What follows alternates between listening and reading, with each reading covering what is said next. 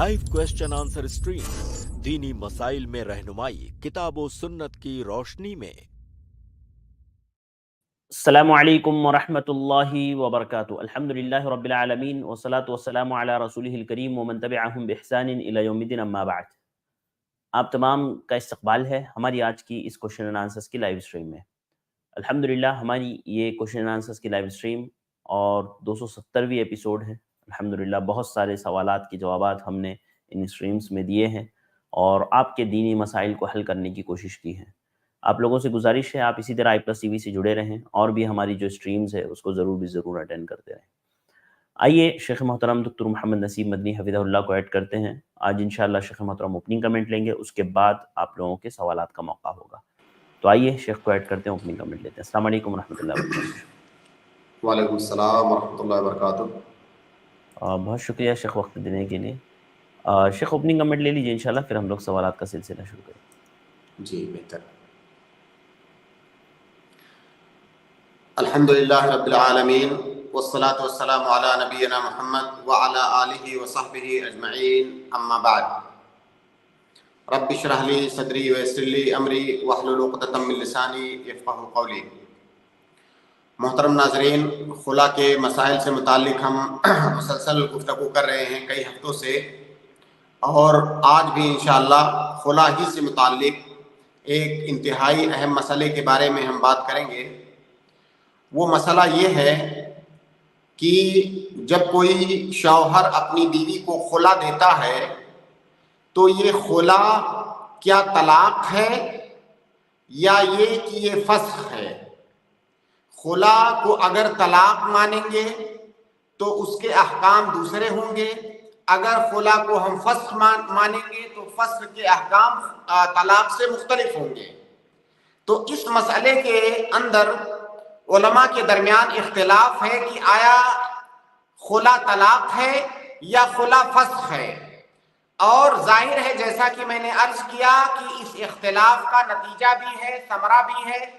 तलाक मुराद लेने से उसके अहकाम दूसरे होंगे, फस्ख मुराद लेने से उसके अहकाम दूसरे होंगे। लिहाजा ये जानना जरूरी है कि खुला तलाक है या फस्ख है। इसमें मजमूई तौर से 3 तरह के अक़वाल हैं, लेकिन हमारी तरकीज उस कौल पर होगी जो राजिह कौल है, किताब व सुन्नत के अदिल्ला की रोशनी में जो सही बात है हम उस पर तरकीज करेंगे। तो सही बात यह है कि खुला ये तलाक नहीं है बल्कि खुला ये फस्ख है। इसकी दलील क्या है कि खुला तलाक नहीं है बल्कि खुला फस्ख है। आप सभी लोगों ने बारहा ये बात सुनी होगी कि शौहर अगर अपनी बीवी को तलाक देना चाहता है तो उसके पास 3 बार तलाक देने का ऑप्शन होता है। पहली बार तलाक देता है तो उसके पास रुजू का चांस होता है। दूसरी बार जब तलाक देता है उस वक्त भी रुजू का चांस होता है। जब तीसरी बार तलाक दे देता है तो फिर उसके पास रुजू का चांस नहीं रह जाता है और मुकम्मल तौर से उन दोनों के दरमियान जुदाई हो जाती है। तो इसमें किसी भी आलिम का इख्तिलाफ नहीं है कि तलाक ये 3 बार होती है। तलाक का चांस शौहर के पास 3 बार रहता है। अब इस मुकद्दमा को जान लेने के बाद कुरान करीम की उन आयतों पर गौर कीजिए जहां पर अल्लाह रब्बुल आलमीन ने तलाक का जिक्र किया है। अल्लाह रब्बुल आलमीन ने सूरह बकरा की आयत नंबर 228, 229 और 230 के अंदर अल्लाह रब्बुल आलमीन ने फरमाया कि अत-तलाक़ मर्रतान, तलाक 2 बार है। यहां पर सबसे पहले अल्लाह रब्बुल आलमीन ने 2 तलाकों का जिक्र किया। अत-तलाक़ मर्रतान फ़इम्साकुम बिमारूफ़िन औ तसरीहुम बिइहसान। फिर आगे जो है आयत के अंदर दूसरे अहकाम बयान किए गए हैं। तो अल्लाह रब्बुल आलमीन ने पहले 2 तलाकों का जिक्र किया, उसके बाद अल्लाह रब्बुल आलमीन इन 2 तलाकों का जिक्र करने के बाद उसके आगे अल्लाह रब्बुल आलमीन फरमाता है फ़इन ख़िफ़्तुम अल्ला युक़ीमा हुदूदल्लाहि फ़ला जुनाह अलैहिमा फ़ी मुफ़्तदत बिह। इससे मुराद खुला है। तो पहले अल्लाह रब्बुल आलमीन ने 2 तलाकों का जिक्र किया, उसके बाद खुला का जिक्र किया। خلا کا ذکر مکمل ہونے کے بعد اس کے اگلی آیت میں اللہ رب العالمین فرما رہا ہے کہ فَإِن طَلَّقَهَا فَلَا تَحِلُّ لَهُ مِن بَعْدُ حَتَّى تَنكِحَ زَوْجًا غَيْرَهُ. پہلے 2 طلاق کا ذکر آیا، اس کے بعد خلا کا ذکر ہو رہا ہے، اس کے بعد تیسری طلاق کا ذکر ہو رہا ہے، وہ تیسری طلاق جس کے بعد بیوی ہمیشہ کے لیے اپنے شوہر سے جدا ہو جاتی ہے، پھر اس سے وہ رجوع نہیں کر سکتا ہے۔ اب آپ دیکھیے کہ اگر ہم خلا کو طلاق مان لیں تو اس کا مطلب یہ ہوگا کہ طلاقوں کی تعداد 4 ہو جائے گی، کیونکہ اللہ رب العالمین نے پہلے 2 طلاق ذکر کیا، اس کے بعد خلا کا ذکر کیا، اس کے بعد پھر 1 طلاق کا ذکر کیا۔ اب اگر درمیان میں 2 طلاق اور تیسری طلاق کے درمیان میں جو خلا کا ذکر آیا ہے، اگر اس خلا سے مراد ہم طلاق لے لیں تو اس کا مطلب یہ ہوگا کہ 4 طلاقیں ہو گئی، اور ایسا کسی نے نہیں کہا ہے کہ 4 طلاقیں ہیں۔ تو یہ بہت واضح اور صریح دلیل ہے قرآن کریم سے، جس سے پتہ چلتا ہے کہ خلا یہ طلاق نہیں ہے، بلکہ خلا کچھ اور ہے، اور وہ ہے فسخ۔ اسی طرح سے دوسری دلیل یہ ہے خلا کے طلاق نہ ہونے کی اور خلا کے فسخ ہونے کی۔ اللہ کے نبی صلی اللہ علیہ وسلم نے ثابت بن قیس رضی اللہ تعالیٰ عنہ کا جو واقعہ ہم بار بار ذکر کر چکے ہیں خلا کے باب میں، اس واقعے میں اللہ کے نبی صلی اللہ علیہ وسلم نے ثابت بن قیس کی بیوی جنہوں نے اپنے شوہر سے خلا لیا تھا، ان سے اللہ کے نبی صلی اللہ علیہ وسلم نے فرمایا اعتدی بحیضۃ، خلا جب کمپلیٹ ہو گیا تو اللہ کے نبی صلی اللہ علیہ وسلم نے کہا کہ 1 حیض عدت گزارو۔ اور یہ بات سب کو معلوم ہے کہ طلاق کی عدت 1 حیض نہیں ہوتی ہے، طلاق کی عدت 3 حیض ہوتی ہے۔ اگر یہ خلا طلاق کے حکم میں ہوتا تو اس کی عدت 1 حیض نہ ہو کر کے 3 حیض ہوتی۔ جب خلا کی عدت کو اللہ کے نبی صلی اللہ علیہ وسلم نے 1 حیض بتایا، اس کا مطلب یہ ہے کہ یہ طلاق نہیں ہے بلکہ یہ فسخ ہے۔ تیسری دلیل خلا کے طلاق نہ ہونے کی اور خلا کے فسخ ہونے کی یہ ہے کہ طلاق کے بعد، پہلی اور دوسری طلاق کے بعد شوہر کے پاس رجوع کرنے کا چانس ہوتا ہے۔ شوہر اگر چاہے تو جب تک اس کی بیوی عدت کے اندر ہے وہ رجوع کر سکتا ہے، پہلی طلاق کے بعد بھی اور دوسری طلاق کے بعد بھی۔ جبکہ خلا کے اندر رجوع نہیں ہوتا ہے، خلا کے اندر خلا ہونے کے بعد شوہر اپنی بیوی کو گرچہ وہ عدت کے اندر ہے وہ رجوع نہیں کر سکتا ہے۔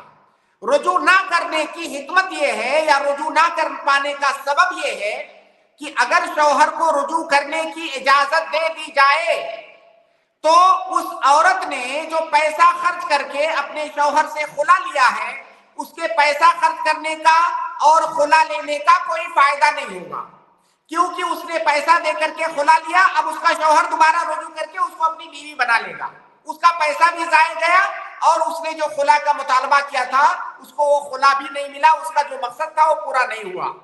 لہذا خلا کے اندر شوہر کو رجوع کرنے کی اجازت نہیں ہے۔ اگر اجازت دے دی جائے تو اس میں سراسر بیوی کا نقصان ہے، اس کا مال بھی جائے گا اور اس کا جو مطالبہ ہے وہ مطالبہ بھی پورا نہیں ہو سکتا۔ اسی لیے خلا کے اندر شوہر کو رجوع کرنے کی اجازت نہیں ہے۔ اب طلاق کے مسئلے کو دیکھیے، طلاق کے مسئلے میں شوہر جب تک بیوی عدت کے اندر ہے شوہر کو رجوع کرنے کی اجازت ہوتی ہے۔ گویا کہ طلاق اور خلا کے درمیان یہ بنیادی طور سے فرق ہو گیا۔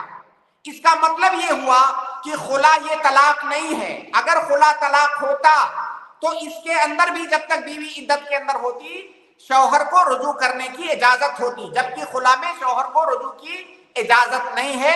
اس کا مطلب یہ ہوا کہ یہ خلا ہے یہ طلاق نہیں ہے بلکہ یہ فسخ ہے۔ حالانکہ بعض علماء نے کہا ہے، بلکہ جمہور علماء نے یہ کہا ہے کہ خلا یہ طلاق ہے۔ بعض لوگوں نے یہ کہا ہے کہ خلا مطلق طور سے طلاق ہے، بعض لوگوں نے کہا ہے کہ خلا اگر لفظ خلا سے ہو تو فسخ ہے، اگر لفظ طلاق سے ہو تو طلاق ہے۔ لیکن صحیح بات یہ ہے کہ خلا چاہے لفظ خلا کے ذریعہ سے ہو یا لفظ فسخ کے ذریعہ سے ہو یا لفظ طلاق کے ذریعہ ہو یا کسی اور بھی لفظ کے ذریعہ سے ہو، ہر وہ جدائی جو میاں بیوی کے درمیان ہوتی ہے مال کے بدلے میں وہ خلا ہے اور خلا فسخ ہے، یہ طلاق نہیں ہے، یہی راجح قول ہے۔ اب یہاں پر آئیے دیکھتے ہیں کہ خلا اور طلاق اور فسخ کے درمیان فرق کیا ہے۔ اگر ہم خلا کو طلاق مانیں گے تو اس کی عدت 3 حیض ہوگی، جبکہ ہم اس کو جب فسخ مان رہے ہیں تو اس کی عدت 1 حیض ہے۔ اسی طرح سے اگر خلا کو ہم طلاق مانیں گے تو اس میں شوہر کو رجوع کرنے کی اجازت ہوگی، اور اگر فسخ مانیں گے تو اس میں شوہر کو رجوع کرنے کی اجازت نہیں ہوگی۔ اسی طرح سے اگر خلا کو ہم طلاق مانیں گے تو اس کا مطلب یہ ہوگا کہ اگر کوئی شوہر 3 بار اپنی بیوی سے خلا کر لے تو اس کے بعد پھر اس کو اپنی بیوی نہیں بنا سکتا، جبکہ خلا کے اگر اس کو فسخ مانیں گے تو اس کا مطلب یہ ہوگا کہ اگر 10 بار 20 بار بھی کسی شوہر نے اپنی بیوی سے خلا کیا ہے، خلا کر لیا، خلا کرنے کے بعد دوبارہ اس سے نکاح کرنے کی اسے اجازت ہے، وہ چاہے جتنی بار خلا کرے۔ جبکہ اگر اس کو طلاق مانیں گے تو اس کا مطلب یہ ہوگا کہ تیسری بار کے بعد وہ اس سے شادی نہیں کر سکتا۔ تو یہ خلا اور فسخ کے درمیان یا خلا اور طلاق کے درمیان فرق ہے۔ خلاصہ یہ ہے کہ راجح قول کے مطابق خلا یہ طلاق نہیں ہے بلکہ فسخ ہے، اس پر طلاق کے احکام مرتب نہیں ہوں گے۔ آج ہم اپنی گفتگو کو یہیں پر ختم کرتے ہیں، انشاءاللہ آگے کے دروس میں اس سلسلے کو ہم جاری رکھیں گے اور خلا سے متعلق بعض دیگر مسائل کا ہم ذکر کریں گے انشاءاللہ۔ جی انشاءاللہ، جزاک اللہ خیر شیخ، بارک اللہ فیکم۔ شیخ محترم کا اوپننگ کمنٹ مکمل ہوا، اب وقت ہے ہمارے بھائیوں اور بہنوں کے سوالات کا۔ تو آپ لوگ جو ہے ہماری لنک کے ذریعے سے جوائن ہو کر کے ویٹ کریں انشاءاللہ، اور الحمدللہ کافی لوگ جڑ بھی چکے ہیں، تو انشاءاللہ بالترتیب ہم آپ کو ایڈ کریں گے اور آپ کے سوالات لیں گے۔ تو آئیے سوالات کا سلسلہ شروع کرتے ہیں۔ سب سے پہلے گیسٹ ہے سلوی مہجبین، آپ کو کل موقع نہیں ملا تھا تو آپ انشاءاللہ آج سوال کر سکتے ہیں۔ السلام علیکم۔ وعلیکم السلام جی، السلام علیکم۔ جی وعلیکم السلام۔ جی شیخ، میں پہلی بار آپ لوگوں سے کانٹیکٹ کیا ہے، میں آسام سے ہوں۔ میرا 2 سوال ہے۔ پہلا سوال یہ ہے کہ یہاں پہ کیا ہے نا، اب پیر کے معاملے میں میں آپ کو سوال پوچھنا چاہتی ہوں۔ جو یہاں پہ ہم لوگ کے محلے میں کیا ہوتا ہے نا، پیر کو بہت لوگ میکسیمم لوگ فالو کرتے ہیں، اور یہاں پہ مانتے ہیں کہ اس کا جھوٹا کھانے سے بیمار ٹھیک ہو جاتا ہے، ایسے وہ اس کا ہی مطلب پیر جو بولتے ہیں وہی سب فالو کرتے ہیں یہاں پہ۔ تو یہ ایسے، اور مرید بھی ہوتے ہیں یہاں پہ، مرید مطلب، اور یہ میں نے دیکھا ہے، ہاں قرآن میں بھی آیا ہے۔ ہاں تو اس کے بارے میں تھوڑا کلیئر کر دیجیے۔ ٹھیک ہے، دیکھیے سب سے پہلے تو آپ اپنا تھوڑا سا ویڈیو بند کر لیں، شاید ویڈیو آپ کا آن ہے، گھر سے بلیک ہے، ہو سکتا ہے روشنی آ جائے۔ جی شیخ۔ ہمارے یہاں ہندوستان میں یا عموماً بر صغیر میں پیری اور مریدی کا جو یہ سلسلہ چل رہا ہے، کئی دفعہ دیکھنے میں یہ آتا ہے کہ لوگ اس پیری اور مریدی کے چکر میں شرک تک کر بیٹھتے ہیں، اور اپنے پیر کو وہ خصوصیات اور وہ خوبیاں، وہ اوصاف اپنے پیر کے لیے ثابت کرتے ہیں جو صرف اللہ رب العالمین کے لیے ہے۔ جیسا کہ ابھی آپ نے بتایا کہ پیر سے لوگ یہ امید کرتے ہیں کہ آپ پیر کے پاس جائیں گے تو ان کو شفا مل جائے گی، وہ بیمار ہیں تو ٹھیک ہو جائیں گے، پیر ان کو شفا دے دیں گے۔ یا اسی طرح سے بہت سارے لوگ پیر کے پاس اس لیے جاتے ہیں کہ پیر ان کو اللہ رب العالمین سے قریب کر دیں گے، جیسا کہ مکہ کے کفار کہتے تھے کہ ہم پرستش اس لیے کرتے ہیں غیر اللہ کی تاکہ وہ ہمیں اللہ رب العالمین کے قریب کر دیں۔ تو یہ سارے عقیدے مشرکانہ ہیں، اسلام کے اندر کوئی پیری اور مریدی نہیں ہے۔ ہاں اگر کوئی پیر، اگر کہیں پر کسی کو پیر کہا جاتا ہے، لیکن یہ سارے خرافات نہیں پائے جاتے ہیں، فقط اس حد تک ہے کہ کوئی عالم دین ہے جو کہ دین کے مسائل کے سلسلے میں رہنمائی کرتا ہے، لوگوں کو اللہ اور اس کے رسول کی طرف بلاتا ہے، لوگوں کو دین کی طرف بلاتا ہے، دین کی باتیں بتاتا ہے، تو ٹھیک ہے، اس میں کوئی حرج نہیں ہے۔ لیکن عام طور سے یہ جو پیر ہوتے ہیں وہ عالم نہیں ہوتے ہیں، عموماً یہ جوہلا ہوتے ہیں. ہو سکتا ہے کچھ اکا دکا عالم بھی مل جائے لیکن اس سے فرق نہیں پڑتا ہے. یہ پیر لوگ جو بازار اور دکان سجا کر کے بیٹھتے ہیں اور لوگوں کو شفا بانٹتے ہیں، لوگوں کی مشکل کشائی کرتے ہیں، بہت ساری پریشانیاں لوگوں کی حل کرتے ہیں بقول ان کے، یہ سب شرکیہ عقائد ہیں، ان سے بچیے. جی دیکھیے اللہ رب العالمین کا فرمان ہے کہ وَإِذَا سَأَلَكَ عِبَادِي عَنِّي فَإِنِّي قَرِيبٌ أُجِيبُ دَعْوَةَ الدَّاعِ إِذَا دَعَانِ فَلْيَسْتَجِيبُوا لِي وَلْيُؤْمِنُوا بِي. اللہ رب العالمین کہتا ہے کہ اگر کوئی مجھ سے مانگنا چاہتا ہے تو میں قریب ہوں، بہت قریب ہوں. اللہ تعالیٰ ہماری شہرت سے بھی زیادہ قریب ہے، ہماری دعاؤں کو سنتا ہے. ہمیں کسی پیر فقیر کے پاس جانے کی ضرورت نہیں ہے، اللہ رب العالمین ڈائریکٹ ہماری سنتا ہے. آپ گھر کے اندر اندھیرے کمرے میں بیٹھ کر کے اللہ رب العالمین کو پکاریں گے، اللہ رب العالمین آپ کی پکار کو ڈائریکٹ سنے گا. آپ کو کسی پیر اور فقیر کا واسطہ اور وسیلہ لینے کی ضرورت نہیں ہے، اس کے پاس جانے کی ضرورت نہیں ہے. آپ کی جو بھی ضرورت ہے آپ ڈائریکٹ اللہ رب العالمین سے مانگیے، وہ آپ کی سنتا ہے. جی جی جی صرف قرآن میں بھی آیا ہے سورہ فاتح 10 نمبر آیت میں، وہ تھوڑا کلیئر کر دیجئے. بیت ہونے کے لیے وہ ایک میں آیا تھا سورہ فاتح 10 نمبر کیا آیت. ہونے کے لیے؟ فاتر، سورہ فاتح. سورہ فاتر بول رہے ہیں نا آپ؟ ہاں سورہ فتح سورہ فتح فتح، سورہ 10 فتح. نمبر ہاں سورہ فتح 10 نمبر آیات میں آیا ہے بیت ہونے کے لیے، وہ اللہ کا بیت ہونے کے لیے. وہ تھوڑا مجھے کلیئر کر دیجئے، مجھے وہ آیات مجھے سمجھ میں نہیں آ رہا ہے.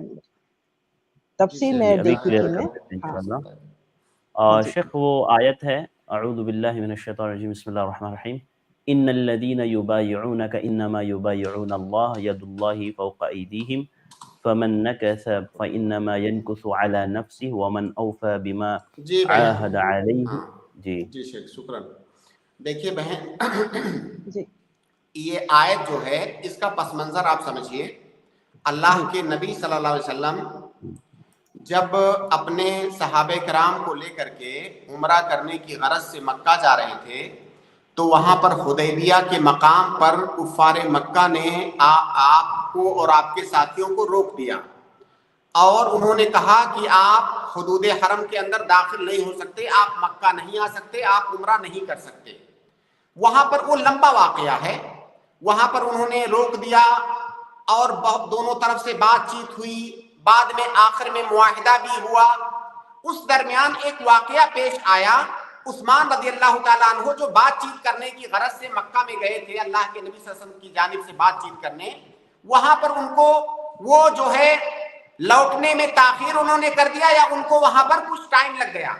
جب ان کو وقت لگا تو یہاں پر یہ خبر پھیلی کہ عثمان رضی اللہ تعالیٰ عنہ کو قتل کر دیا گیا ہے. اللہ کے نبی صلی اللہ علیہ وسلم نے اپنے ساتھیوں سے، اپنے صحابہ کرام سے وہاں پر بیعت لیا. بیعت کس بات پر لیا؟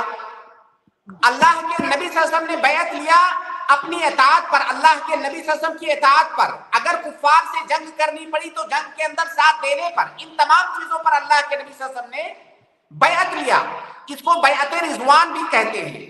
تو اس وقت اللہ کے نبی صلی اللہ علیہ وسلم سے صحابہ کرام نے بیعت کیا تھا. اسی بیعت کا یہاں پر ذکر ہے ان الذین یبایعونک انما یبایعون اللہ ید اللہ فوق ایدیہم، کہ اللہ رب العالمین کہہ رہا ہے کہ جو لوگ آپ سے بیعت کر رہے ہیں وہ دراصل اللہ رب العالمین سے بیعت کر رہے ہیں. تو یہاں پر اللہ کے نبی صلی اللہ علیہ وسلم کے ساتھ بیعت کرنے کا ذکر ہے. جی ابھی کلیئر ہو گیا. جی اور ایک سوال تھا میرا. جی بولیے. ہاں میرا بیٹی 10th میں پڑھ رہی ہے. ابھی کیا ہوتا ہے نا، اسکول سے آتے آتے آپ کا عصر کا وقت اسٹارٹ ہو جاتا ہے. 2:30 کو ہم لوگ گھر میں پہنچتے ہیں، تو اس کا ابھی ظہر مس ہو جاتا ہے. تو آ کے ابھی ظہر عصر کے ٹائم میں ایسے تو قضا نہیں ہوتا ہے میرے خیال میں، جتنا جانتی ہوں میں قضا تو نہیں ہوتا ہے نماز کے لیے. لیکن ابھی جو ظہر کا نماز مس ہو جاتا ہے تو ابھی عصر کا وقت آنے کے بعد بھی وہ کیا فرض نماز پڑھ سکتے ہیں کیا؟ جی شیخ کیا کہا جی بہن؟ شیخ بہن کا سوال یہ ہے شیخ کہ ان کی بیٹی ہے اور ظہر کا نماز ان کا چھوٹ جاتا ہے اسکول وغیرہ کی وجہ سے، تو کیا وہ ظہر کی نماز کو عصر کے وقت میں پڑھ سکتے ہیں کیا فرض؟ دیکھیے اگر اسکول میں ہیں تو کوشش یہ کریں کہ وہاں پہ کوئی ایسی جگہ تلاش کر لیں جہاں پہ ظہر کی نماز کو ظہر کے وقت ہی میں پڑھ لیں. لیکن اگر مجبوری ہے، ایسی کوئی مجبوری ہے کہ آپ کے پاس ایسا اسکول ہے ہی نہیں، اگر آپ کو پڑھنا ہے تو اسی اسکول میں پڑھنا ہے اور وہاں پہ نماز پڑھنے کا کوئی چانس بھی نہیں ہے، چھٹی نہیں ہے، تو ایسی صورت میں آپ جمع کر سکتے ہیں عصر کے ساتھ. ظہر کو مؤخر کر کے عصر کے ساتھ جمع تاخیر کر سکتے ہیں، پہلے ظہر پڑھیں اس کے بعد عصر پڑھیں. جی جی سسٹر، امید ہے آپ کو جواب مل گیا ہوگا آپ کے سوال کا. جی شیخ، جی شیخ، جی جی جزاک جزاک اللہ اللہ خیر. خیرا شیخ. بارک اللہ فیکم، بہت بہت شکریہ ہمارے ساتھ جوائن ہونے کے لیے. اگلے گیسٹ ہے عبداللہ آچاریہ، آپ اپنا سوال کریں. السلام علیکم ورحمۃ اللہ وبرکاتہ. شیخ وعلیکم السلام ورحمۃ اللہ وبرکاتہ. شیخ میرا سوال ہے، جی میرا بیوی بچہ نہیں ہے اور میں تو نیا مسلم ہوں. ایکچولی میرا بیوی بچہ ہے لیکن میں ابھی شادی کرنے کے لیے تیاری میں ہوں، لیکن ابھی تک کچھ ابھی تک نہیں ہوا ہے. تو اگر بائی چانس میں اگر میں مر گیا جو میرے پاس پراپرٹی ہے تو اس کا کیا ہو جائے گا شیخ صاحب؟ اس کا کیا کرنا پڑے گا؟ اگر میں شادی بھی ہو گیا تو اس کا جیسے میں بچہ نہیں ہوا تو بیوی کا نام ہی پورا ہو جائے گا، اور اس کا کیا طریقہ ہے شیخ صاحب؟ جی دیکھیے آپ ہوں یا کوئی بھی انسان ہو مسلمان، جب اس کی وفات ہوتی ہے تو جو اس کے مسلمان ورثہ ہیں وہ اس کی جائیداد کو آپس میں تقسیم کریں گے، جو تقسیم کا طریقہ بتایا گیا ہے. آپ کے سوال سے میں واضح نہیں ہو سکا کہ آپ کے بیوی بچے ابھی بھی غیر مسلم ہیں یا وہ اسلام لا چکے ہیں. وہ لوگ غیر مسلم ہیں، اور میرا آپ کی جو فیملی بیوی میں سے کون لوگ مسلمان ہیں؟ نہیں کوئی بھی نہیں ہے. میرا بیوی کو بھی میں ہلو، ڈیورس دے چکا ہوں اور بچے لوگ بھی جی ایمان شیخ. نہیں لائے. جی نہیں، بیوی کو ڈیورس دے چکا ہوں اور بچے لوگ ایمان نہیں لائے ہیں. تو جی جی ابھی وہ لوگ کو بھی میں میرا جو دینے کا تھا وہ پراپرٹی دے چکا ہوں. جو میرے پاس جی بچا ہے تو وہ اگر میں شادی ہو گیا تو شاید بیوی کا نام میں ہو جائے گا، لیکن اگر میرا شادی نہیں ہوا تو اس کا کیسے تقسیم کرنے کا ہے شیخ صاحب؟ آپ کی موت کے وقت آپ کے فیملی میں جو لوگ مسلمان رہیں گے آپ کی وفات کے وقت صرف وہی حصہ پائیں گے، چاہے وہ آپ کی بیوی ہو، بچہ ہو، کوئی بھی ہو. آپ کی فیملی میں جو مسلمان رہیں گے آپ کی وفات کے وقت کا اعتبار ہوگا. اس وقت جو مسلم رہیں گے ان کا حصہ ہوگا پراپرٹی میں، جو نان مسلم رہیں گے ان کا حصہ نہیں بنے گا. تو اس کو کیا کیا جائے گا شیخ صاحب؟ کوئی بھائی بھی آپ پوچھ کی رہے فیملی، ہیں. آپ کی فیملی میں کوئی بھی مسلم نہیں ہے؟ نہیں شیخ صاحب، میں پہلا مسلم ہوں. اچھا، تو اگر آپ کے ہاں ایسا کوئی بیت المال وغیرہ کا انتظام ہے تو بیت المال میں چلا جائے گا، اور اگر بیت المال نہیں ہے تو جو ہے وہاں پہ کسی بھی مسجد مدرسہ کے اندر جو مسلمانوں کی عام مصلحت ہے اس میں دے دیا جائے گا. جی جی جی. ٹھیک ہے. تو اس کا مطلب اگر کچھ لگتا ہے کہ میرا آخری وقت ہے ایسا سوچ کے اس کے لیے ترتیب کرنا چاہیے شیخ صاحب، جو بالکل کرنا پراپرٹی ہے. چاہیے، ہاں بالکل کرنا جی جی چاہیے. جی جی جی. ٹھیک شیخ ہے. صاحب ابھی ایک دوسرا ابھی جو سوال ہے ابھی آپ جواب دیے تھے اس کے، جیسے کہ یہ ظہر اور نماز کے عصر کا جو نماز ہے، اگر ظہر کا نماز نہیں ٹائم میں پڑھنے کا نہیں ملا تو عصر میں اکٹھا کر کے پڑھیں گے، تو اس میں دو رکعت کر کے پڑھیں گے یا 4 رکعت کر کے پڑھنا نہیں، چاہیے؟ مکمل پڑھیں گے، 4 رکعت پڑھیں گے. اوکے، جزاک اللہ خیر شیخ صاحب، جزاک اللہ ٹھیک خیر. ہے، بارک السلام اللہ علیکم فیکم، ورحمۃ بہت اللہ بہت وبرکاتہ. شکریہ. وعلیکم السلام ورحمۃ اللہ وبرکاتہ. اور اس کے بعد میں اگلے گیسٹ کو ایڈ کر رہا ہوں، سسٹر زینت النساء، میں آپ کو ایڈ کر رہا ہوں، آپ اپنا سوال کریں. جی زینت النساء، میں نے آپ کو ایڈ کیا، آپ کو آواز آ رہی ہے تو انمیوٹ کریں اور جلدی سے اپنا سوال پوچھیں. السلام علیکم. وعلیکم السلام ورحمۃ اللہ وبرکاتہ. میں یہ پوچھ رہی تھی کہ میں نے ویڈیو دیکھا تو مفتی مینگ کو سننا کیسا ہے؟ جیسے ان کی بہت ساری ویڈیو بچیاں جیسے سنتی ہیں بہت غور سے، ان پہ عمل بھی کرنا چاہتی ہیں، ان کو سننا کیسا ہے؟ کون سے مفتی شیخ؟ مفتی مینگ کی مفتی بات کر مینگ، رہے مفتی اسماعیل مینگ جو ہیں. ہیں. جی شیخ مفتی اسماعیل مینگ. میں ان کو نہیں جانتا ہوں شیخ، آپ بتائیں ان کے بارے میں. اصل میں ان کے تعلق زمبابوے سے کے ہیں وہ، انگلش ہاں میں زیادہ سمجھاتے ہیں تو بچوں کو زیادہ انٹرسٹ ہے ان سے اور سننا پسند کرتی ہیں.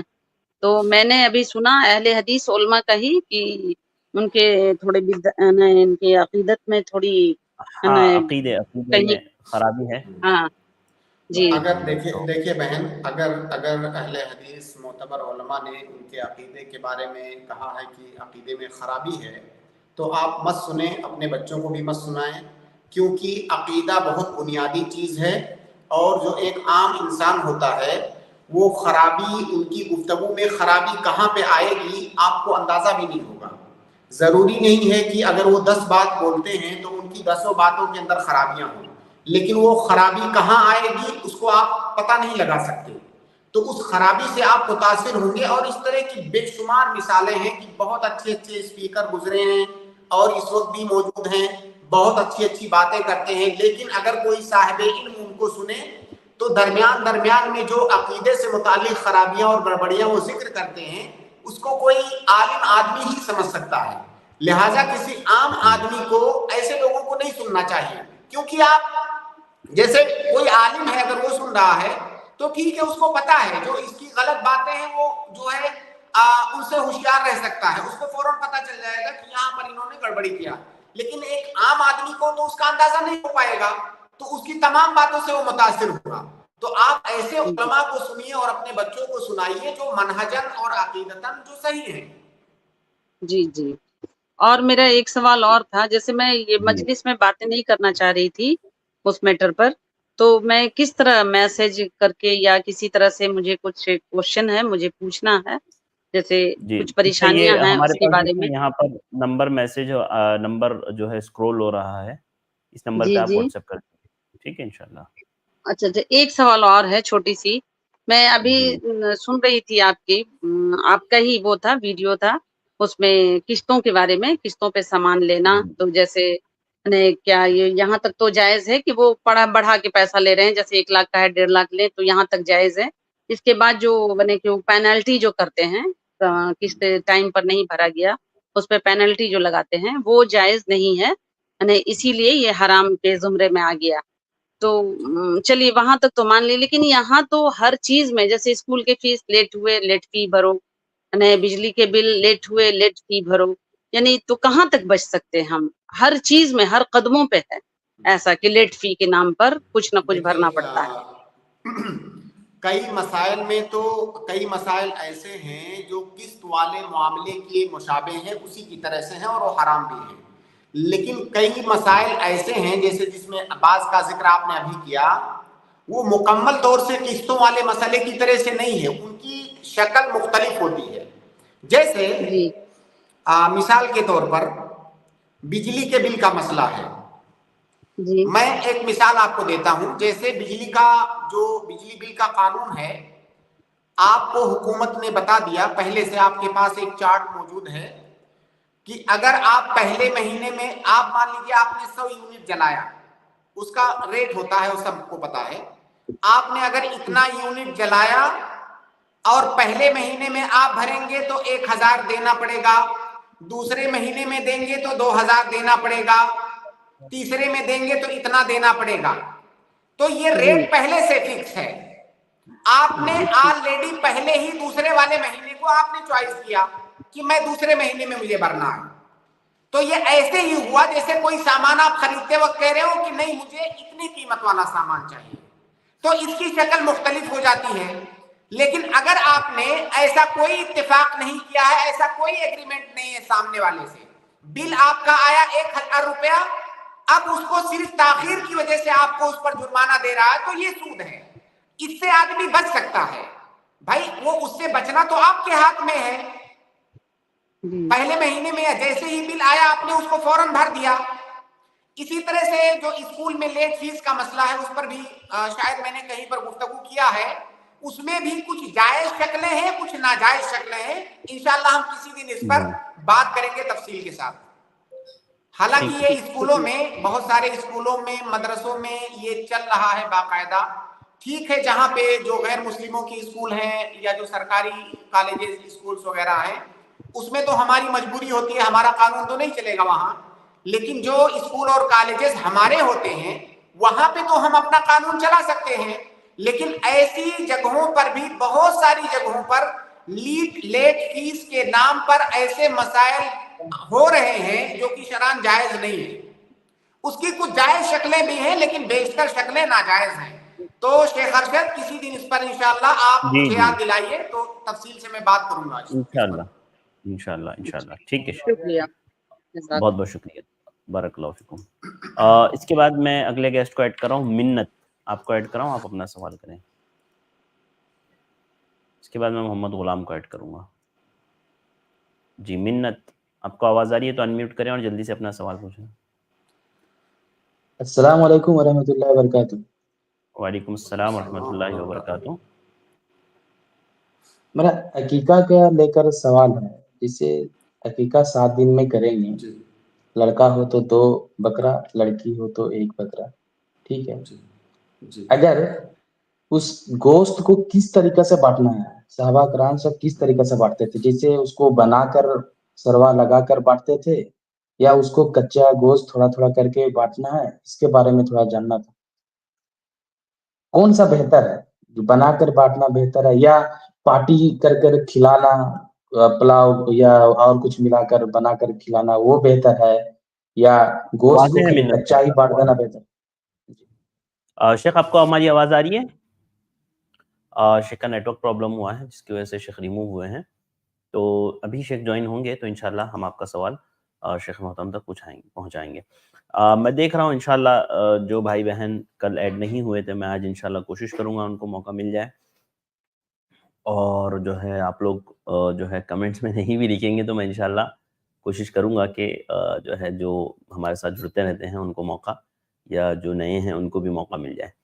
تو ابھی میں گزارش کروں گا اپنے بھائیوں اور بہنوں سے کہ ابھی کوئی جوائن نہ کریں تاکہ شیخ جوائن ہو سکے. السلام علیکم شیخ, آپ کو آواز آ رہی ہے؟ وعلیکم السلام. ہاں جی شیخ آ رہی ہے. بھائی کا سوال عقیقے کے بارے میں ہے کہ عقیقے میں جو گوشت ہوتا ہے اس کو کس طریقے سے تقسیم کریں گے.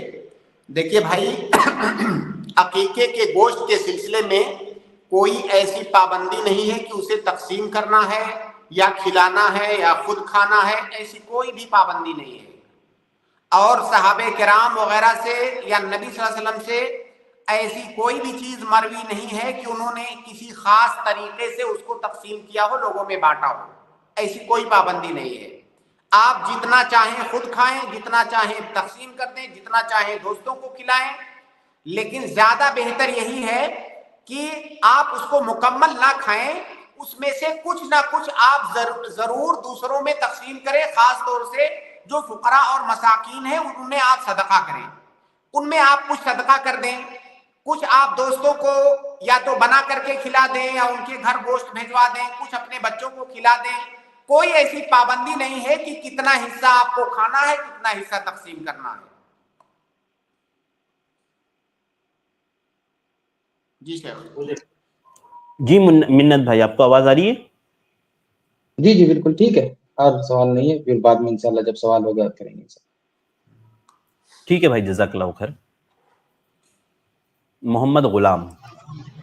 السلام علیکم رحمۃ اللہ وبرکاتہ. وعلیکم السلام ورحمۃ اللہ وبرکاتہ. اگر کسی کو اولاد نہیں ہو رہی ہے, ارشد بھائی نے 5 منٹ کے مدرسے میں استغفار پڑھنے کے لیے کہا ہے, آپ نے کہا تھا, اور استغفار کے ساتھ ساتھ سورہ انبیاء کے 89 آیت بھی پڑھ سکتے ہیں کیا؟ 89 مناسب رہیں گا؟ جی ٹھیک ہے. جی ارشد بھائی آپ کے لیے سوال ہے. نہیں شیخ, آپ کے لیے ہی ہے. بھائی بتا رہے ہیں کہ اولاد کے لیے, شیخ اولاد کے لیے وہ سورۃ الانبیاء کی آیت نمبر 89 وہ کہہ رہے ہیں. آیت نمبر 89 پڑھ سکتے ہیں کیا؟ وہ اصل میں انہوں نے خالی بس اس کے طور پر ذکر ارشد بھائی آپ نے آیت کیا ہے؟ میں نے استغفار کا ذکر کیا تھا شیخ، 5 منٹ کے مدرسے میں استغفار کا ذکر کیا تھا، تو انہوں نے کہا کہ یہ آیت بھی پڑھ سکتے ہیں کہ وہ آیت ہے وَذَكَرِيَّا إِذْ نَادَى رَبَّهُ رَبِّ لَا تَذَرْنِي فَرْدًا وَأَنْتَ خَيْرُ الْوَارِثِينَ۔ دیکھیے بھائی اس آیت کے اندر کیا کہا گیا ہے کہ زکریا علیہ السلام نے اللہ رب العالمین سے دعا کیا، اور وہ دعا کیا کیا کہ اللہ تعالیٰ تو مجھے اولاد دے، تو میری نسل کو بڑھا، مجھے تنہا مت چھوڑ۔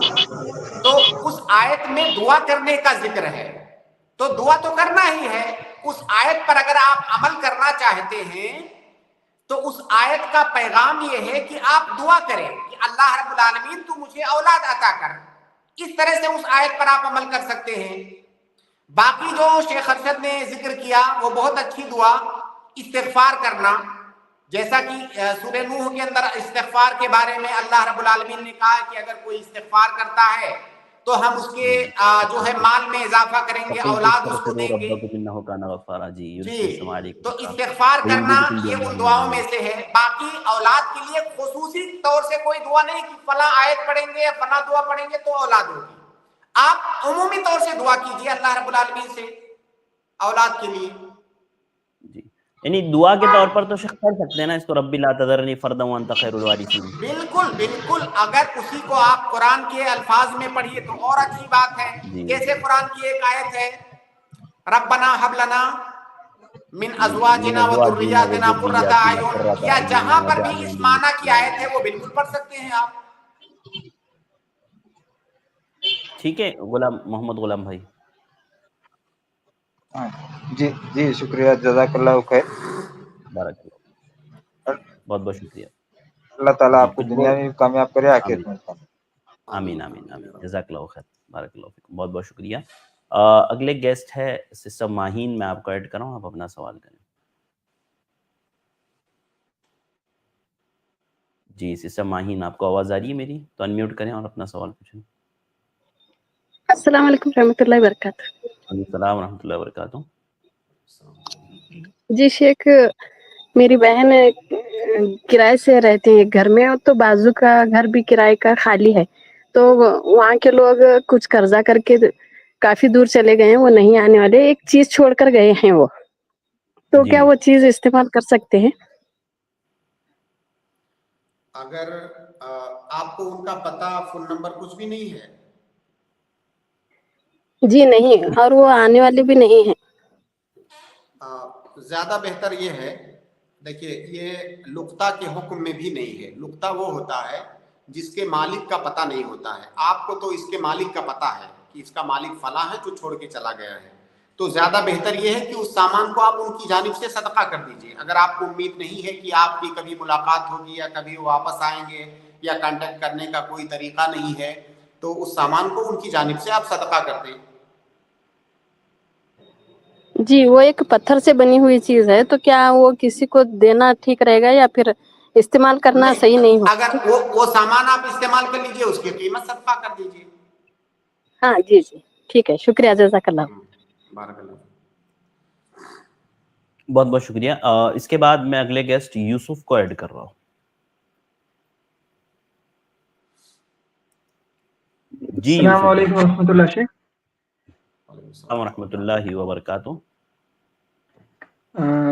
جیسے شیخ میرا سوال یہ تھا کہ اب نارمل بچے ہوتے ہیں نا شیخ، یعنی جو بچے جن کا آئی کیو کم رہتا ہے بچپن پیدائش سے ہی، تو ان کی شادی کروانا کیسا ہے شیخ؟ ان کو کروا سکتے ہیں شادی؟ دیکھیے جس سے اس کی شادی کروا رہے ہیں اسے پتہ ہونا چاہیے، بس ایسا نہ ہو کہ اندھیرے میں یا دھوکے میں سامنے والا رہے۔ اگر بچے کے اندر ایسی کوئی پریشانی ہے، لڑکے کے اندر یا لڑکی کے اندر، تو جس سے اس کی شادی ہو رہی ہے اس کو پتہ ہونا چاہیے۔ اگر وہ پتہ ہونے کے بعد بھی راضی ہے تو کوئی بات نہیں ہے، بالکل کروا سکتے ہیں۔ اگر شیخ یا ان کے ماں باپ شادی نہ کرنے پر ڈیسائیڈ کر چکے ہیں، تو کیونکہ مطلب سامنے کچھ شادی کے معاملے میں کچھ تکلیف ہوں گی کر کے سوچ کر، تو ان کے ماں باپ، اس بچے کے ماں باپ بوڑھے ہونے کے بعد या फिर उनका इंतकाल होने के बाद वो बच्चे का किन पर देखभाली करना फर्ज रहेगा शेख? उसके भाई हैं? नहीं शेख, मैं जनरल क्वेश्चन पूछ रहा हूँ। नहीं तो भाई वही तो मैं पूछ रहा हूँ, उस बच्चे के भाई हैं कि नहीं? नहीं तो जनरल क्वेश्चन में ऐसे सवालों के जवाबात नहीं होते भाई, जब तक मामला होगा नहीं, वाक़े होगा नहीं, तब तक। हाँ, जैसे आपने पूछा कौन ख्याल करेगा, तो अब मुझे तलाश करना पड़ेगा ना कि कौन ख्याल करेगा, तो इसीलिए तो मैं तलाश कर रहा हूँ कि क्या उसका भाई है। बहन है समझे शेख, बहन है, सिर्फ बहन है। और खानदान में और कौन लोग हैं? चचा हैं? हाँ शेख, चचा हैं। देखिए चचा भी ख्याल रखेंगे, चचा के जो बच्चे हैं वो भी ख्याल रखेंगे, जो बहन है वो भी ख्याल रखेगी, ये सारे लोग उसके वरसा में आते हैं, तो ये सारे लोग ख्याल रखेंगे। बहन जो है वारिस है, चचा भी वारिस है, चचा के ना होने की सूरत में चचा के बच्चे वारिस हैं, तो ये सारे लोग ख्याल रखेंगे। जो लोग भी वारिस बनने वाले हैं उनके ऊपर वाजिब है कि उसका ख्याल रखें। जी सिंह, जज़ाकल्लाह खैर। बारकल्लाहु फीकुम, बहुत बहुत शुक्रिया यूसुफ भाई। इसके बाद मैं अगले गेस्ट को ऐड कर रहा हूँ। आरिफ, आप अपना सवाल करें। अस्सलाम वालेकुम शेख। अस्सलाम रहमतुल्लाहि व बरकातहू। शेख मेरा सवाल ये है, हम तीन चार स्टूडेंट्स आपस में पढ़ते हैं एक एंट्रेंस एग्जाम के लिए तो आपस में हम लोग नोट्स डॉक्यूमेंट्स वगैरह शेयर करते हैं। तो शेख कई बार क्या होता है ना शेख, शैतान वसवसा डालता है कि उसको मत शेयर करो, वो तुमसे ज्यादा ये लाएगा, वो नौकरी ले लेगा, ऐसा। हालांकि खुद करना नहीं चाहता, लेकिन शैतान वसवसा डालता है कि वो तुम्हारा रिस्क या फिर नौकरी मतलब ले जाएगा, तो उस वक्त क्या करे? देखिए, अगर आपको पता ना होता कि शैतान की जानिब से है तब तो थोड़ा सा मुश्किल था आपके लिए उससे बचना, लेकिन जब आपको अपने दुश्मन का पता चल गया, सामने खतरा सामने आपको मौजूद है कि ये मेरा दुश्मन है जो मेरे दिमाग में ऐसा ऐसा डाल रहा है, और आपको ये भी मालूम है कि जो डाल रहा है ये गलत है, फिर तो बहुत आसान है बचना उससे। आप शैतान को धुतकार दीजिए। भाई वो खतरा जो अचानक आए आपको पता ना हो, उससे बचना मुश्किल होता है, लेकिन जो ऑलरेडी आप खुद ही बता रहे हो ये गलत है, ये खतरा है, ऐसा आता है, तो फिर तो बहुत आसान है उससे बचना। आप शैतान को धुतकार दीजिए, अपने भाई की मदद कीजिए। नहीं शेख, ये ख्याल बार बार आता है कि वो ले जाएगा तुम्हारा नौकरी भी, तो उस कैसे दिल को समझाए? समझाने की जरूरत नहीं है, जिसके मुकद्दर में वो नौकरी होगी, जिसके लिए अल्लाह ताला ने लिख रखा होगा वो ले जाएगा। आप इस जज्बे से मदद कीजिए कि मैं अपने भाई की मदद कर रहा हूँ, जितनी बार भी वो ख्याल डाले उतनी और ज्यादा मदद कीजिए। उसका हल यही है शैतान को शिकस्त देने का, वो जितना इस तरह का गलत ख्याल डाले उतनी ज्यादा मदद कीजिए अपने भाई की। अगर सिर्फ नोट्स शेयर करते हैं तो फिर उसको बैठा के पढ़ाइए भी। और देखिए, मैं आपको एक बात बताता हूँ तजर्बे से कि इल्म जो है ना, ये बांटने से बढ़ता है, कम नहीं होता है। अल्लाह, एक हदीस है अल्लाह के नबी सल्लल्लाहु अलैहि वसल्लम की वल्लाहु फी औनिल अब्दी मा कानल अब्दु फी औनि अखीही, और इसको आप अपनी जिंदगी में अप्लाई करके और तजर्बा करके देख लीजिए।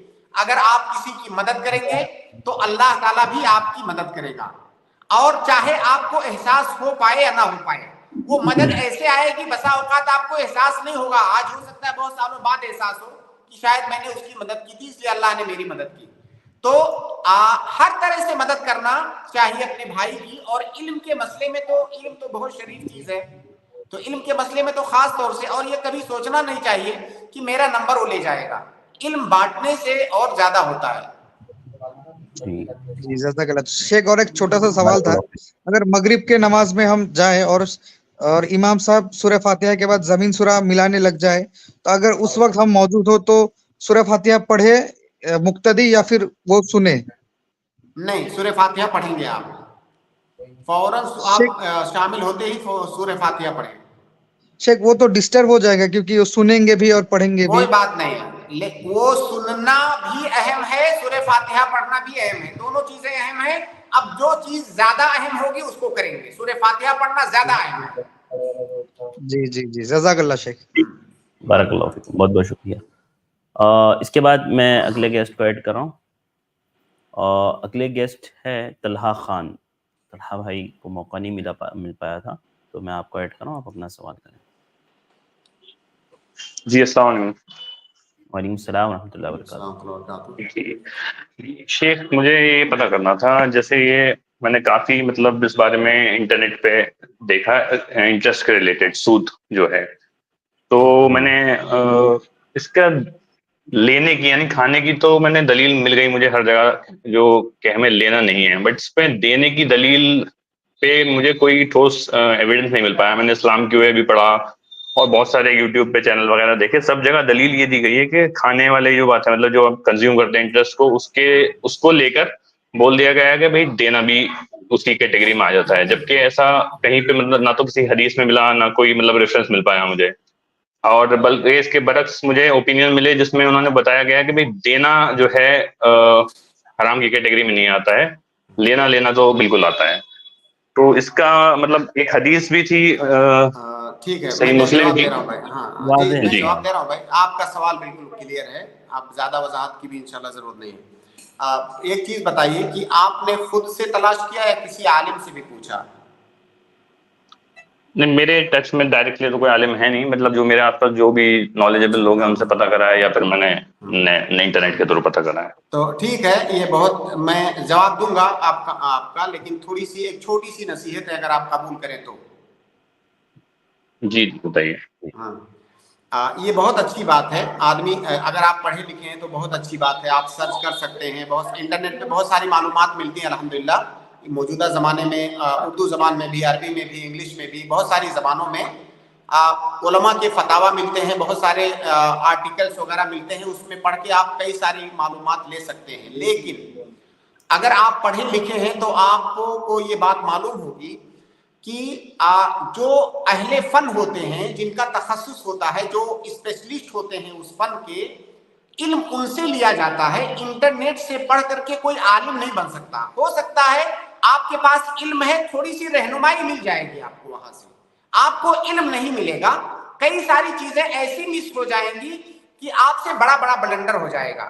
تو بہت اچھی بات ہے، آپ انٹرنیٹ میں چیزوں کو تلاش کیجئے، سیکھیے، لیکن اس میں اگر آپ کو نہ ملے تو آپ یہ مت سمجھے کہ ایسا ہی ہے، وہاں تک ہو سکتا ہے آپ نہ پہنچ پائے ہوں۔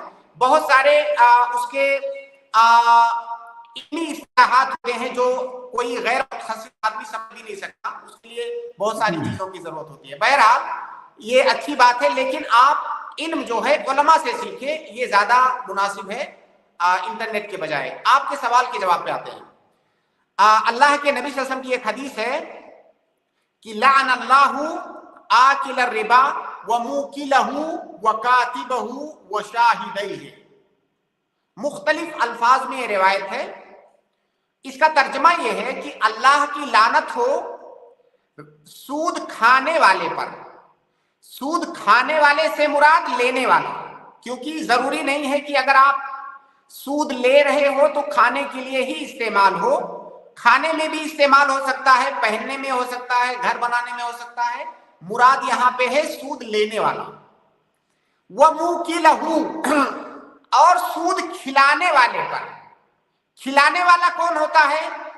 جو آپ کو سود دیتا ہے وہ کھلانے والا ہے۔ جیسے آپ مان لیجئے سود لے رہے ہیں تو آپ کھانے والے ہوئے، جو آپ کو دے رہا ہے وہ آپ کو کھلانے والا ہوا۔ اب دیکھیے کیا اس حدیث میں صراحت کے ساتھ لینے اور دینے دونوں کی حرمت نہیں آ گئی؟ تو جو سب سے سود کے باب میں جو سب سے مشہور حدیث ہے، سب سے زیادہ مشہور حدیث، میں نے وہی حدیث آپ کو سنائی ہے، جس میں حدیث کے شروع میں ہی بتا دیا گیا کہ سود لینے والا اور دینے والا دونوں پر اللہ تعالیٰ کی لعنت ہو۔ اس کے آگے حدیث میں ہے وَكَاتِبَهُ وَشَاهِدَيْهِ، اور سود کے معاملے کی جو لکھا پڑھی کرتا ہے اس پر بھی اللہ کی لعنت ہو، اس پر جو گواہ بنتے ہیں ان پر بھی اللہ کی لعنت ہو۔ اس حدیث کا مطلب یہ ہے کہ جو سود لیتا ہے، سود دیتا ہے، یا سود کے لین دین میں کہیں بھی قریب سے یا بعید سے اگر سبب یا ذریعہ بنتا ہے، ان تمام لوگوں پر اللہ کی لعنت ہو۔ تمام لوگ اس میں داخل ہو گئے، یہاں تک کہ کھانے اور کھلانے والا نہیں ہے لیکن اس کا سبب بننے والا ہے، اس پر بھی اللہ کی لعنت ہو۔ جی بھائی۔ جی اچھا، اس میں میں نے اس حدیث کو بھی دیکھا تھا، اس میں کیا ہے کہ انہوں نے بتایا کہ موکل کا جو ہے مطلب ہے، موکل کے دو مطلب ہوتے ہیں، ایک تو ہو گیا جی موکل اس کا تلفظ صحیح پڑھیے، موکلہ. ہاں، مطلب تھوڑا تلفظ میرا غلط ہو سکتا ہے، بٹ اس میں جو موکلتو جو ورڈ ہے اس کا مطلب دو ہوتے ہیں، ایک تو میرے بھائی معاف کیجیے گا، آپ موکل پڑھیں گے تو معنی دوسرا ہو جائے گا. یہ معنی عربی چینج ہو زبان جائے ہے، گا. عربی زبان ہے، اس میں زیر زبر کا فرق کریں گے معنی کچھ کا کچھ ہو جائے گا. اگر موکلہ کہیں گے تبھی صحیح معنی ہوگا اس کا. موکل تو دوسری چیز ہے، وہ دوسرے باب میں آپ چلے گئے. جی جی، تو اس میں مطلب بیسکلی جو اس ورڈ کا مطلب بتایا انہوں نے، بولا کہ دو ورڈ اس کے مطلب دو ہوتے ہیں، ایک تو دینے والا جو ٹرانسلیٹ کرا گیا ہے، دوسرا مطلب ہوتا ہے فیسلیٹیٹ کرنے والا. تو اگر ہم اس حدیث کو دیکھیں، اس حدیث کا کانٹیکسٹ دیکھیں، تو اس میں صرف فیسلیٹیٹ جو کر رہے ہیں ان لوگوں کی بات ہو رہی ہے، لکھنے والا، گواہ بننے والا. اور اس لیے موکلہ جو ورڈ ہے اس کا مطلب آتا ہے جو اس کو فیسلیٹیٹ کرتا ہے، نہ کہ دینے والا. مطلب انہوں نے اس کی یہ دلیل دی تھی کہ، اور کہتے ہیں اس کو اگر ہم قرآن کی اس میں رکھ کے دیکھیں گے تو قرآن میں بھی تو کہیں پہ دینے والے کا نہیں آیا ہے. تو حدیث کو اور قرآن کو دونوں کو دیکھیں گے تو ہمیں یہ کلیئر مطلب نکلتا ہے کہ دینے والے کا ذکر نہیں ہے اس حدیث میں. اللہ کے نبی صلی اللہ علیہ وسلم کے زمانے سے لے کر کے آج تک اس حدیث کا کسی ایک بھی عالم نے یہ مطلب نہیں سمجھا ہے. میں عموماً چیلنج نہیں کیا کرتا ہوں جی، یہ سارے لوگوں نے اس کو منہ کے لہو ہی پڑھا ہے. مجھے نہیں معلوم یہ جو بات آپ نقل کر رہے ہیں کس سے نقل کر رہے ہیں، اس کے علم کی کیا انتہا ہے. دوسری بات کہ یہ عام اصول ہے کہ اگر کوئی حرام کام کوئی آدمی کر رہا ہے اور ہم اس حرام کام میں اپنا ہاتھ بٹا رہے ہیں تو ہم بھی اتنا ہی گنہگار ہیں جتنا وہ کرنے والا ہے. تو لینے والا تو لے رہا ہے، دینے والا دے رہا ہے، تو کیا وہ ہاتھ بٹا رہا ہے کہ نہیں؟ جی جی، بٹا تو رہا ہے. اور وہ موکل نہیں ہے بھائی، جب موکل پڑھیں گے آپ تب تک وہ غلط ہوگا. اصل میں ہے دیکھیے عربی زبان میں ایک ورب ہے، ایک کلمہ ہے اکلا یاکلو. اکلا مطلب ہوتا ہے کھانا، اکلا یاکلو اکلن. آکل مطلب ہوتا ہے کھانے والا اور موکل مطلب ہوتا ہے کھلانے والا.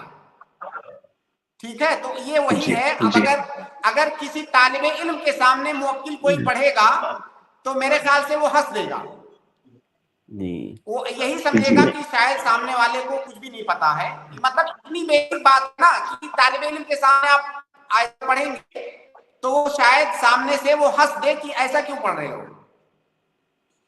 جی جی جی.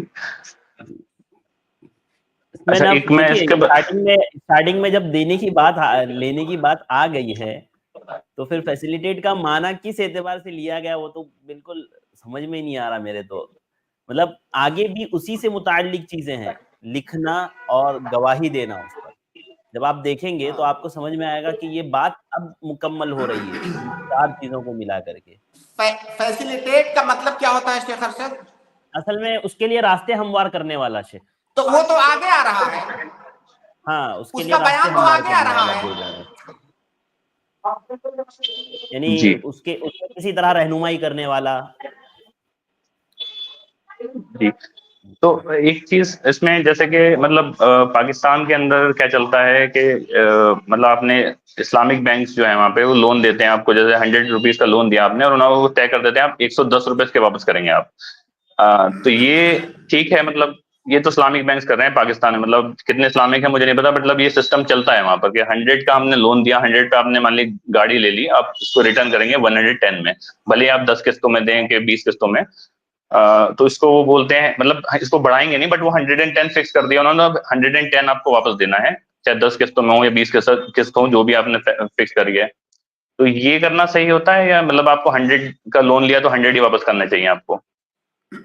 جتنا آپ نے لون لیا ہے، اگر 1 روپیہ نہیں، اگر 54 سمجھتے ہیں آپ، 54 بھی اگر زیادہ دینے کی شرط موجود ہے شروع میں، 54 بھی زیادہ دینے کی شرط موجود ہے تو یہ ناجائز ہے، حرام ہے.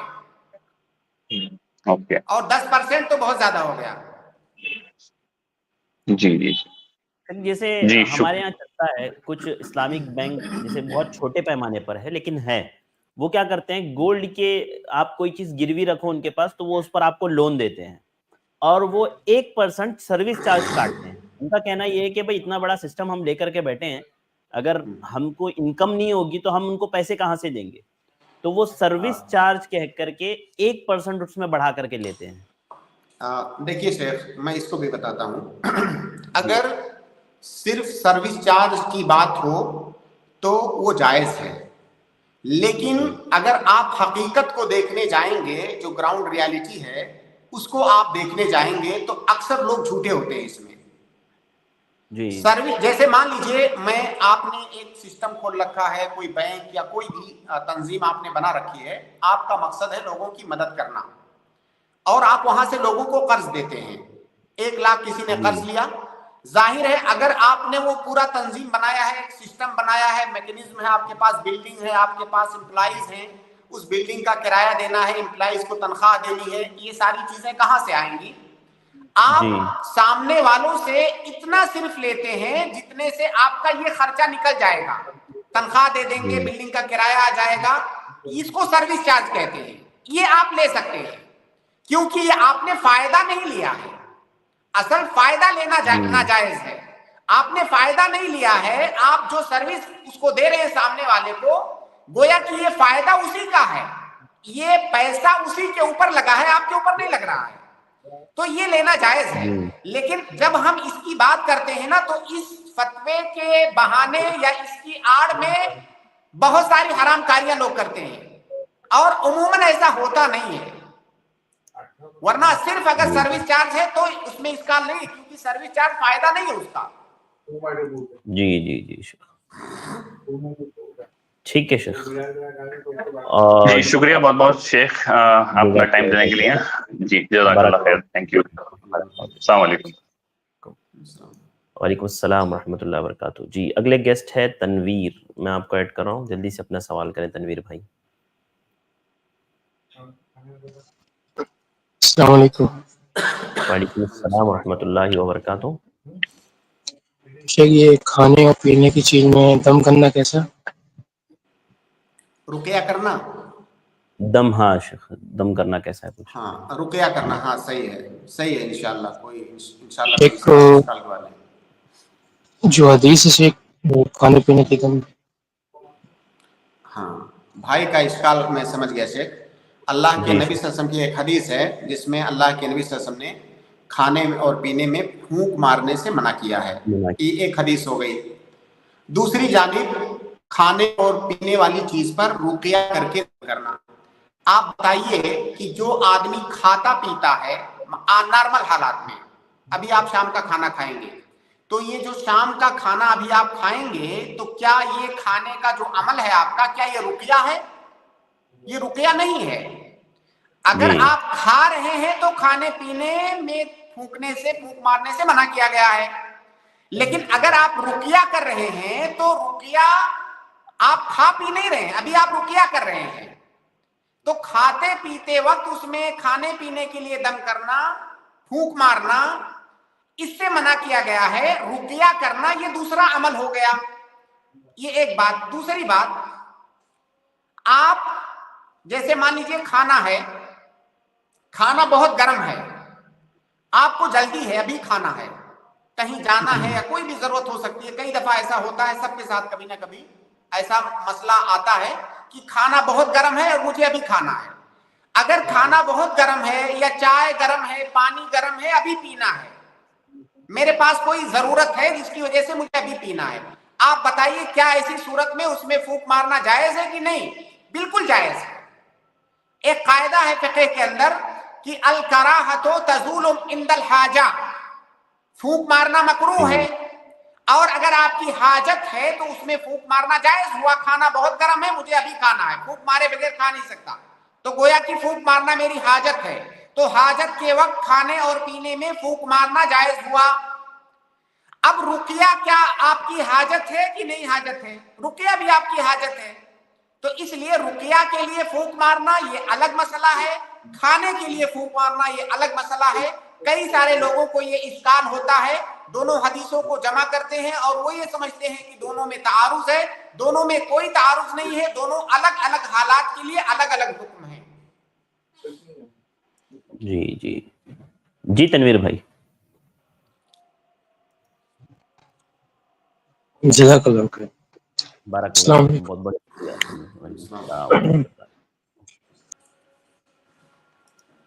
तो शेख ये फूंक मारना ऐसे मतलब कुछ नुकसानदेह हैं? जैसे आमतौर पर होता है घर में आदमी चाय पी रहा है उसमें फूंक मार रहा है, घर पे देखिए शेख, घर वालों ने दूध रख दिया उबलने के गर्म होने के लिए, अब वो उबलने लगता है तो फूंक मारने लगते हैं उसमें। फिर बंद कर देखिए ये खाने के जो कई सारे आदाब बताए गए हैं ना, ये उन आदाब में से है। फूंक मारना जाहिर है, अगर आप कहीं मान लीजिए मजमा में खा रहे हैं और बार बार खाने में फूंक मार रहे हैं तो देखने में ही अच्छा नहीं लगता, ये आदाब के ही खिलाफ है। तो एक बात तो ये कि आदाब के खिलाफ है, तो जिस तरह खाने के दूसरे आदाब हमारी शरीयत ने बताए हैं कि ऐसे ऐसे खाओ, उसी तरह ये भी एक आदब है। दूसरी बात, कुछ उलमा ने या कुछ लोगों ने ये चीज़ भी जिक्र किया है कि जब हम फूंक मारते हैं तो जो है हवा के रास्ते जरासीम खाने में जाते हैं। हालांकि ये बात बहुत ज़्यादा मेरे समझ में नहीं आती है, क्योंकि खाना जब इतना ज़्यादा गर्म है तो वो जरासीम उसमें जाके तो मर जाएंगे। हम जरासीम को मारने के लिए तो पानी गर्म करते हैं ताकि जब जुर्सुमा मर जाए। तो ये बात बहुत ज़्यादा समझ में नहीं आती है। समझ में जो बात आती है वो यही कि हमारी शरीयत ने खाने का एक आदब बताया है, खाने के आदाब में से है कि खाने में फूंक ना मारो। जी ठीक है शेख, जज़ाकल्लाह खैर, बारकल्लाह फिकुम। बहुत बहुत शुक्रिया शेख, वक्त हमारा मुकम्मल हो गया है और आगे हम लोग वक्त नहीं ले सकते आपसे। जज़ाकल्लाह खैर, इंशाल्लाह कल मुलाकात होगी शेख। बारकल्लाह फिकुम। अस्सलाम वालेकुम रहमतुल्लाहि व बरकातहू। इसके बाद मैं अपने तमाम भाइयों और बहनों का शुक्रगुजार हूँ और उन भाइयों से माजरत खा हूँ जिनको मौका नहीं मिला। इंशाल्लाह कल मैं कोशिश करूँगा कि ज़रूर आप लोगों को मौका मिले। आप लोग कल ज़रूर आइएगा, थोड़ा सा जल्दी आइएगा, 8 बजे आ जाइए आप इंशाल्लाह। तो अगर आपके पास वक्त है तो इंशाल्लाह मैं ज़रूर जल्द से जल्द आप लोगों को ऐड करूँगा। तो आज के लिए बस इतना ही, मुझे दीजिए इजाज़त। इंशाल्लाह कल के स्ट्रीम में दोबारा मुलाकात होगी। अस्सलामु अलैकुम व रहमतुल्लाहि व बरकातहू।